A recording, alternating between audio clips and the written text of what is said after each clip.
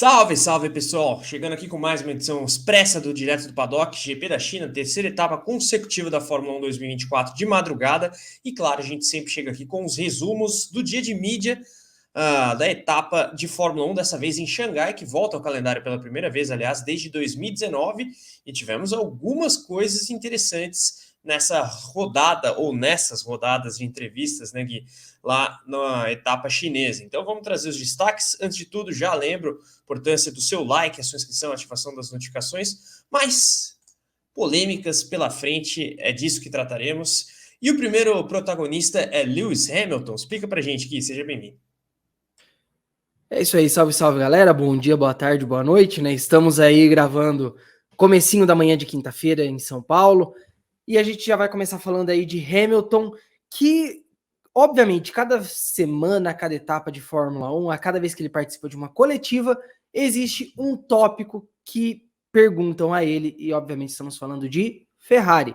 Hamilton já tá de saco cheio disso, todo mundo sabe que na última etapa ele inclusive abandonou uma entrevista quando foi questionado sobre a Ferrari. Recentemente, ele já falou também que vai conversar com o Toto Wolff sobre esse momento de transição com a Ferrari, quando é que ele vai começar a ter um contato um pouco maior com a equipe italiana.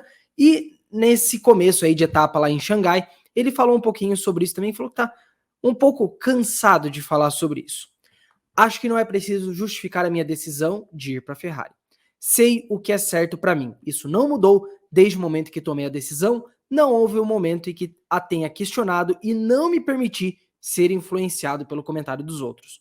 Ainda hoje, há pessoas que continuam a falar merda e vai continuar assim durante o resto do ano. Por isso, terei que fazer o que fiz no passado.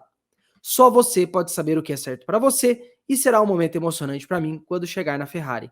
Então acho que isso aí é o Hamilton meio que passando uma régua e falando, cara, isso aqui é o que eu tenho que falar, não vai mudar por enquanto, vamos sossegar que a gente tem uma temporada pela frente e outras coisas para discutir.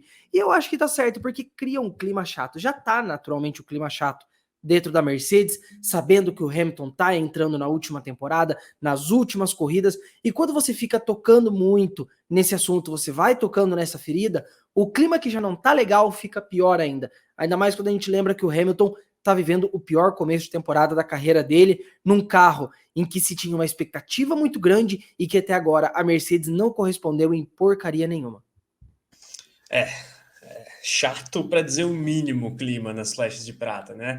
Óbvio, Hamilton de saída anunciada, vai para a Ferrari ano que vem, e como o Gui bem disse, pior início de temporada dele, também por conta de um carro pouco competitivo, embora o Russell esteja um pouquinho melhor que o Lewis nesse princípio de 2024, né? Aí sempre vem o questionamento de seriedade, motivação e tudo mais, que acaba sendo um pouco insistente por parte de alguns jornalistas. A gente viu recentemente, aliás, o Hamilton deixando uma entrevista depois do GP do Japão em Suzuka. Ele simplesmente manda a seguinte para o repórter: se não tem nada melhor para perguntar, não. Então, acho que essa incomodação, digamos, ainda vai acompanhar o Lewis nessas próximas etapas. Vamos ver se a Mercedes reage daqui para frente e ele mesmo enquanto piloto. Mas está aí a reclamação, para ser eufemista, do heptacampeão mundial nesse dia de mídia do GP da China. Galera, podem deixar os seus comentários aqui sobre isso na área de chat. Claro, não se esqueçam dos likes. Agora, falando em Mercedes, tem um piloto cotado na Mercedes que jogou um verde para uma outra equipe. Piloto este, aliás, que está de sobreaviso para abrir vaga justamente para Lewis Hamilton. É isso, Guilherme? Nossa senhora, baixou o Eric aqui. Falou e não falou de quem estamos falando. Mas é claro que o Carlos está falando de seu xará, né? Carlos Sainz, piloto aí hoje da Ferrari, que está sem vaga para 2025 por causa de Lewis Hamilton. O Sainz, essa quinta-feira, lá em Xangai, foi questionado sobre a questão do futuro dele, e aí vamos tratar essa história por capítulos. O Sainz, vamos primeiro para a declaração dele, né? Ele falou o seguinte: minhas melhores opções ainda estão em aberto, o que considero positivo. É algo que obviamente requer um pouco de tempo, dada a situação do mercado. Vai levar algum tempo para que todos se decidam e tomem suas decisões, mas as boas opções ainda estão em aberto. Não houve nenhum progresso nas últimas semanas, portanto não há nada para atualizar. E aí vamos relembrar quais são as boas opções que Sainz tem na mesa. A Red Bull, que é a principal delas, a vaga do Pérez ainda está em aberto, a gente vai falar do Pérez inclusive na sequência. A gente tem a vaga do Hamilton na Mercedes e também a questão da Audi. E aí a gente arremata essa situação com uma declaração de Helmut Marko, né, que em entrevista ao Kleine Zeitung, um jornal austríaco, confirmou que sim, Red Bull está negociando com Carlos Sainz. Mas o Marko traz uma informação muito interessante. Ele falou o seguinte: Sainz tem na mesa uma oferta muito vultosa da Red Bull, da Audi, muita grana envolvido, uma grana que a Red Bull não tem como igualar ou superar. E aí a gente tem que olhar para o outro lado da moeda da Red Bull, que se chama Checo Pérez, que querendo ou não vive seu melhor começo de temporada desde que ele chegou na Red Bull. Apesar de 2022, 2023, ele ter feito algumas pessoas botarem fé de que ele conseguiria lutar pelo título e tal, o começo mais sólido tem sido esse de 2024. 3 segundos lugares em 4 corridas, em dobradinhas com o Verstappen, tá fazendo o que a Red Bull precisa.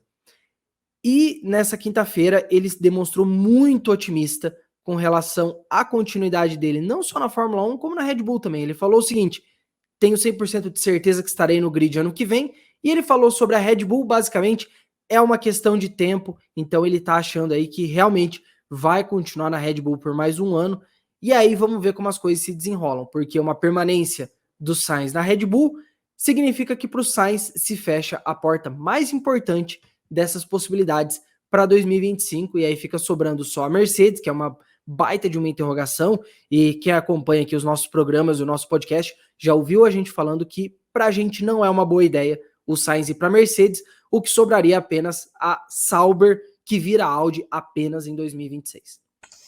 Na Mercedes ele teria a sombra do Kimi Antonelli, se é que as faixas de prata já não vão promover o jovem italiano ao assento que hoje é do Hamilton diretamente, né?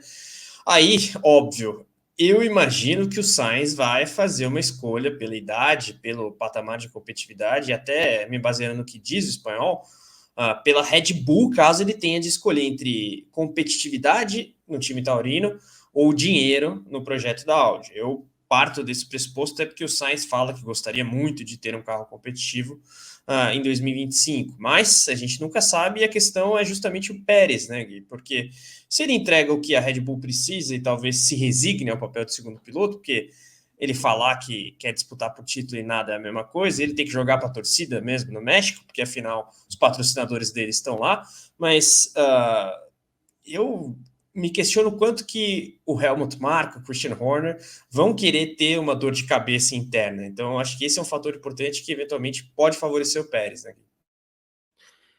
Deve ajudar muito o Pérez isso, mas também tem a questão do futuro do Verstappen, né? A gente vai falar dele na sequência, mas o Verstappen é um cara que deixa muitas interrogações, né? Tipo, pô, será que eu vou continuar na Fórmula 1 depois de 2028, que é o contrato atual dele com a Red Bull?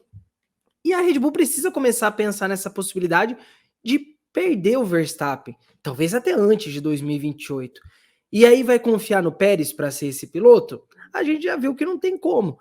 Precisa ter um piloto de qualidade ali. Um piloto. Não tô falando que o Pérez é ruim, mas o Pérez não entregou o que se esperava quando ele foi contratado pela Red Bull.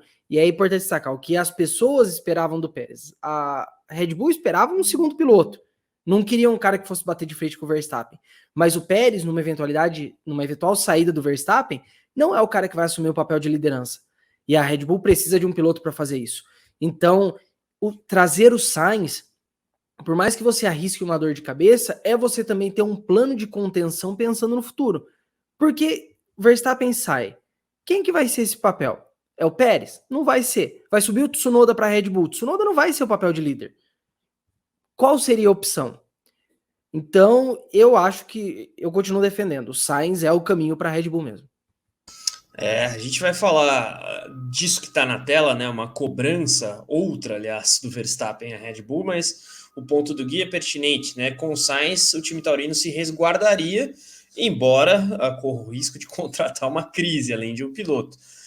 Mas quero saber de vocês aqui que estão acompanhando direto do paddock, contratariam o Carlos Sainz ou o Sérgio Pérez? Eu contrataria o Sainz, mas entendo muito a lógica dos chefes de equipe que não querem uma dor de cabeça, sem contar que o Pérez também leva a grana para a equipe, né? O Sainz gastaria os cofres aí da marca de energéticos. Mas falando da cobrança do Verstappen à Red Bull, é bom trazer o que disse exatamente o piloto holandês, né, Gui? Porque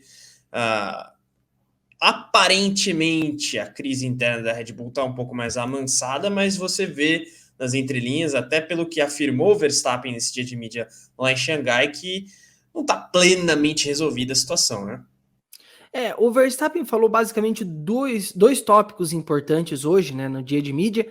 Um sobre essa questão do futuro dele e a outra sobre o Alonso, né? Foi comparada a situação dele com a do Alonso, o fato do Verstappen ainda ser muito jovem e ele poder ter uma carreira muito longeva dentro da Fórmula 1. Mas vamos primeiro com a questão do futuro dele próprio. Ele falou o seguinte: após 2021, eu assinei um longo contrato com a equipe. A única coisa que sempre disse desde o início é: claro que queremos um ambiente calmo e tranquilo. Acho que ultimamente temos falado do carro, então já estou muito feliz por estarmos falando do desempenho. É assim que deveria ser. É claro que, enquanto eu estiver feliz com a equipe, nunca haverá motivo para sair. Claro, o Verstappen deu uma respostinha padrão de assessoria de imprensa, tal. Mas você consegue tirar umas coisas aqui, né? Quando ele fala, hoje estamos falando do desempenho do carro, não estamos falando de tumultos, do que aconteceu no começo da temporada. Queremos um ambiente calmo e tranquilo. E o principal, enquanto eu estiver feliz com a equipe. Que aí volta aquela lembrança, né, de algumas semanas atrás, de que o Verstappen não estaria feliz com o que ele foi informado sobre os rumos do desenvolvimento do motor da Red Bull Ford Powertrains. Então, vamos ver como é que fica. Querendo ou não, Toto Wolff ainda tem muito otimismo de que consegue contratar o Verstappen para 2025. Então, vamos ver como as coisas se desenrolam. Eu acho que hoje está mais difícil a saída do Verstappen, pelo menos esse ano. Mas vamos ver aí o andamento das coisas, como é que fica.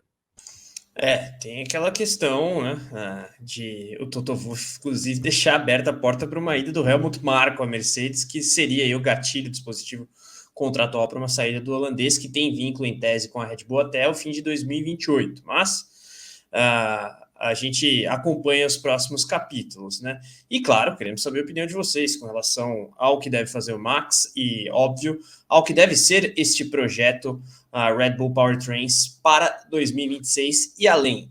Christian Horner falou que os objetivos estão sendo cumpridos por hora, mas também ele não ia falar que está sendo um desastre caso esteja meio caótico o negócio. Agora, complementando a questão do Verstappen, né, e do que disse o piloto da Holanda nessa quinta-feira lá em Xangai, ele voltou a falar da idade de Fernando Alonso. Lembrando, alguns dias atrás, o Max havia dito que acharia estranho a Red Bull contratar um piloto de mais de 40 anos. Agora, tendo como gancho a renovação do Alonso com a Aston até 2026, né, de modo tal que o espanhol completará 45 anos na categoria, em tese, caso não haja uma rescisão aí antecipada, o Verstappen disse que ele não faria a mesma coisa, para resumir a ópera, mas traga o que ele disse exatamente. É isso aí, ó. O Verstappen falou o seguinte: é difícil comentar esse tipo de coisa. Acho que não estarei na Fórmula 1 até os 45 anos, mas nunca se sabe. Alonso e Aston, é claro, eles têm um bom relacionamento entre si, são muito ambiciosos como equipe, querem vencer na Fórmula 1 e ele acredita no projeto. Então, é claro, faz sentido renovar. É até importante destacar, no Verstappen, como eu falei, ele é um cara muito jovem ainda. Ele já tá na Fórmula 1 há muito tempo. A gente tá falando do Verstappen próximo de completar 10 anos de Fórmula 1. Essa é a 10ª temporada do Verstappen na categoria. E mesmo assim ele tem 28 anos. Então o Verstappen é muito jovem e ele tem potencial para uma carreira muito longeva. Mas o Verstappen sempre deixou claro que a Fórmula 1 não é tudo para ele. Ele quer correr em outras categorias, ele quer experimentar o que o automobilismo tem para oferecer. Calma lá. Então, Você envelheceu o Max Verstappen? Quantos anos você disse que ele tinha? aí tem 26, né? Não é 28. 26. O cara é mais novo que nós, pô. Com 28 ele também é mais novo que eu, então. Que 2028 é o contrato dele, por isso que eu confundi.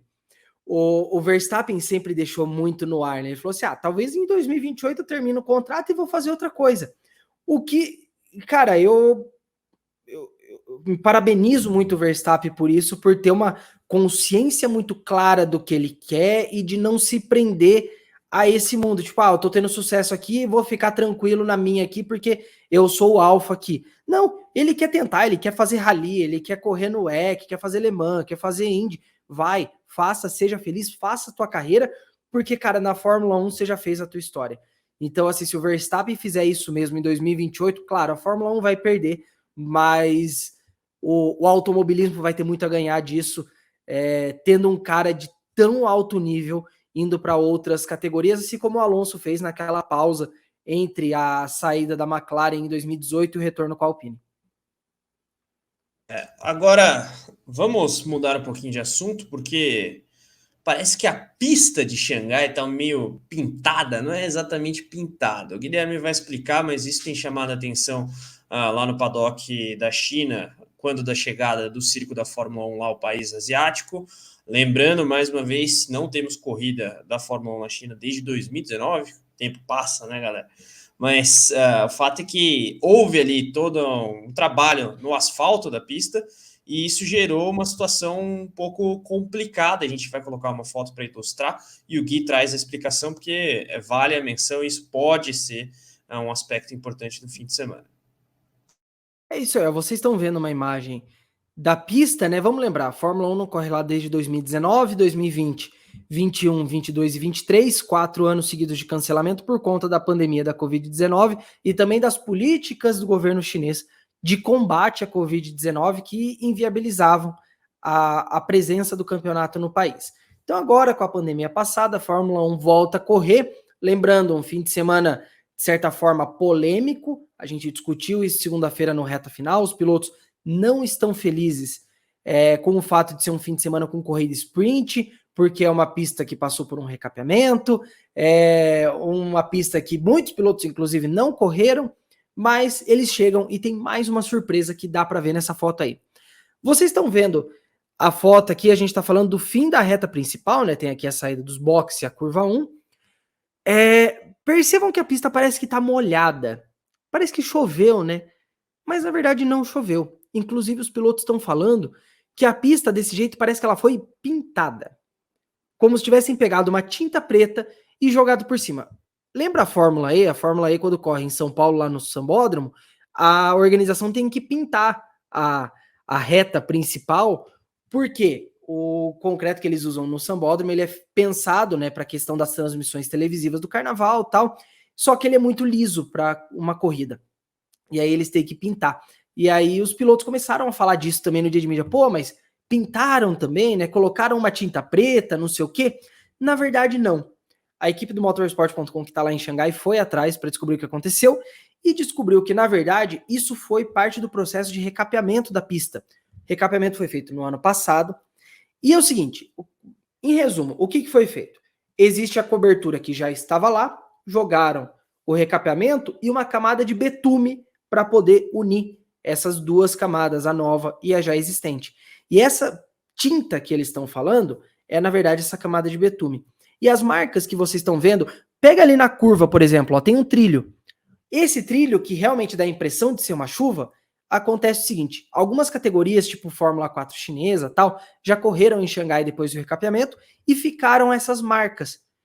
E aí os pilotos estão muito preocupados com a questão de degradação, com a questão da própria aderência da pista, né? Inclusive alguns falaram assim, putz, será que a gente vai ver uma Turquia 2020 de novo? Lembrando, Turquia 2020, aquela corrida que sagra o heptacampeonato do Hamilton, a pista era um sabão, os pilotos não conseguiam se manter na pista. Foi conversado com uma galera do circuito, né, a equipe do Motorsport, e isso não vai atrapalhar, né? A aderência da pista não vai estar igual na Turquia. O que se levanta de possibilidade é que essas faixas pretas pintadas elas devem desaparecer ao longo do fim de semana com o gasto natural da pista, só que isso preocupa os pilotos porque deve mudar muito a condição de pista ao longo do fim de semana. Então, uma pista que começa pouco aderente termina muito abrasiva ou até mesmo vice-versa. Vamos ver como é que fica aí ao longo do fim de semana. Ou Track Evolution, que o Rico Penteado sempre menciona nos programas telemetria. Ou, nesse caso, uma Involution.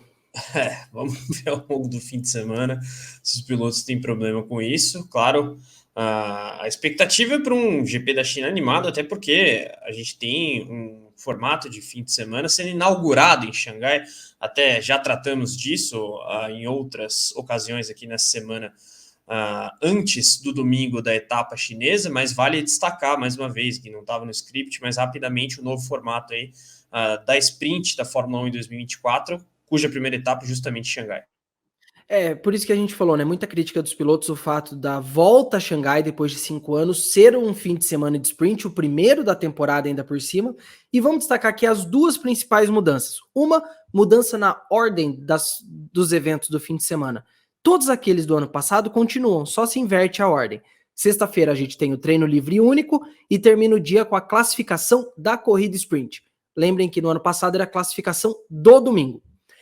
No sábado começa com a sprint e termina com a classificação do GP, e no domingo a gente tem o grande prêmio normal. Já vamos aproveitar e passar os horários aqui, então, para vocês ficarem de olho.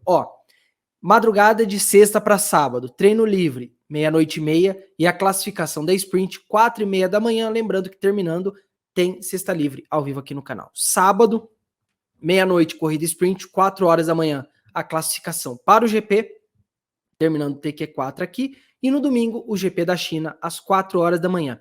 E a segunda mudança importante é o seguinte: a grande crítica das equipes ano passado é que terminava o treino livre, os carros entravam em parque fechado pelo restante do fim de semana. Então, se você não conseguia configurar o carro, se você cometia um erro, pode chorar à vontade porque você está ferrado pelo restante da etapa. Agora não.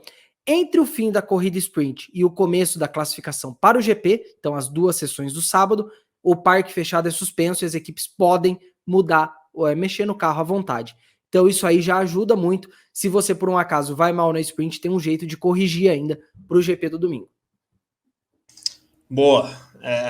Essa questão da programação ela vai ser especialmente pertinente, em especial pelo fato de que a Fórmula 1 não corre na China desde 2019. Então, realmente, as equipes vão ter que se virar nos 30, porque não tem dado com esse carro de efeito solo da Fórmula 1, que está aí na categoria desde 2022, e óbvio... Um asfalto recapeado. Para os pilotos isso tudo vai representar um desafio.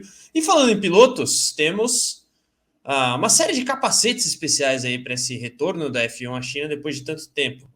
Vamos jogar algumas fotos aí na tela para análise estética de Guilherme Longo. Primeiro, Alexander Albon. Porra, eu gostei. Eu gostei demais. Cara, ficou muito legal esse panda. Não, ficou bom, ficou bom. E é legal que é um capacete simples, né? Porque a gente tá vendo capacetes hoje com apêndices aerodinâmicos e tal. Olha, o capacete liso. Achei isso fantástico. Bora para a próxima, Jeff. O que mais temos aí de cascos?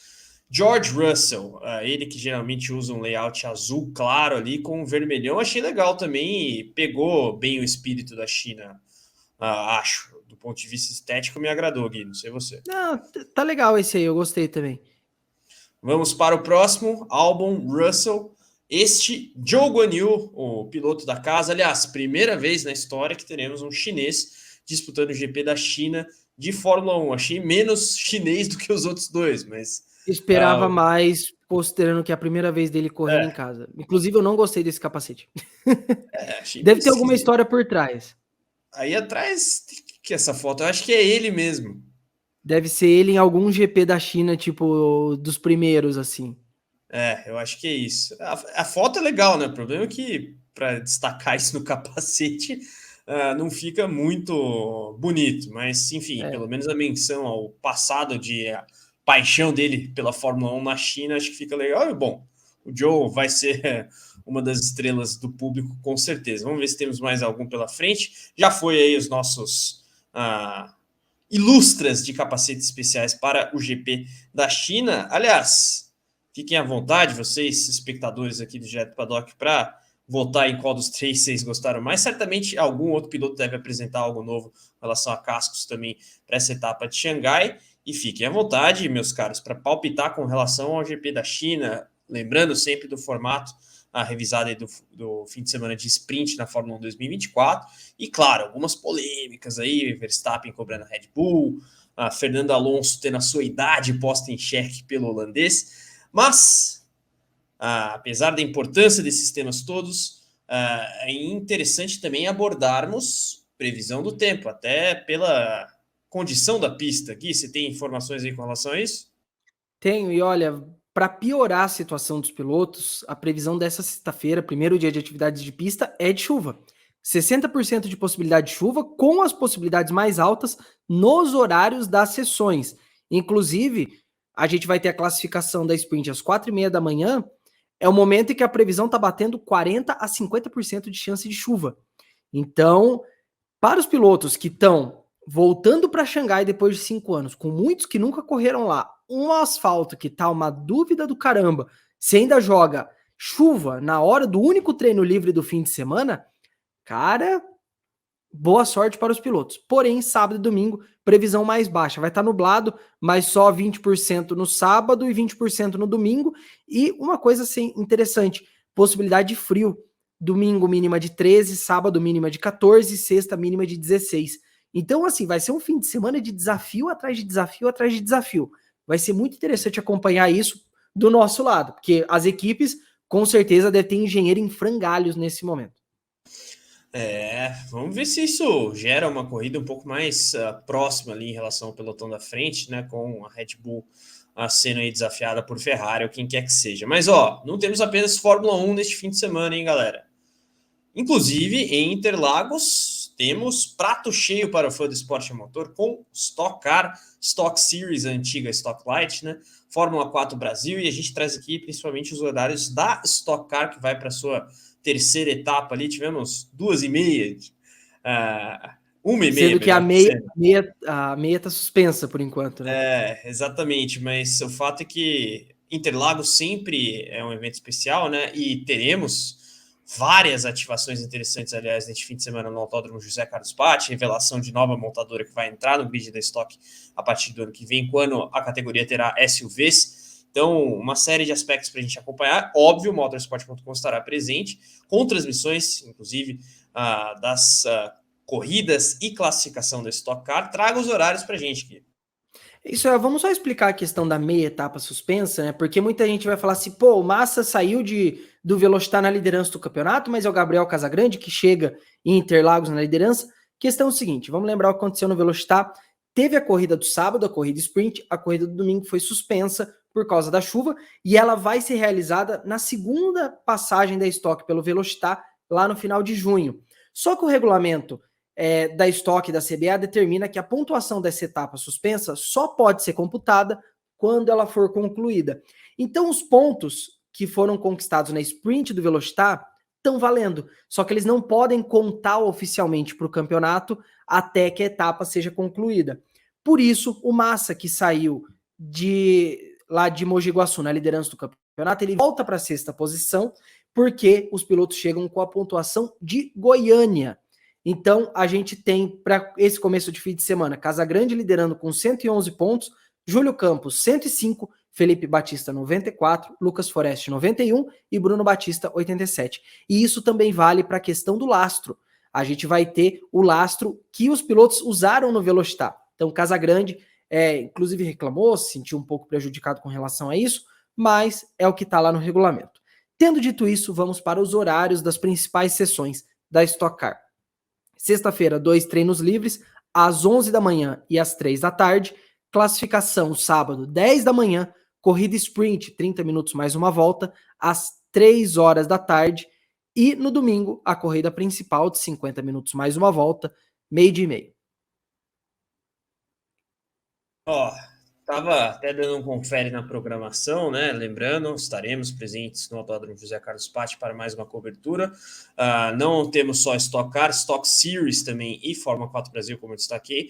Ingressos bem acessíveis, você consegue conferir na plataforma Simpla com um Y, né? Então a gente faz o convite para que vocês compareçam lá em Interlagos neste fim de semana e estaremos, claro, com a nossa equipe de reportagem por lá.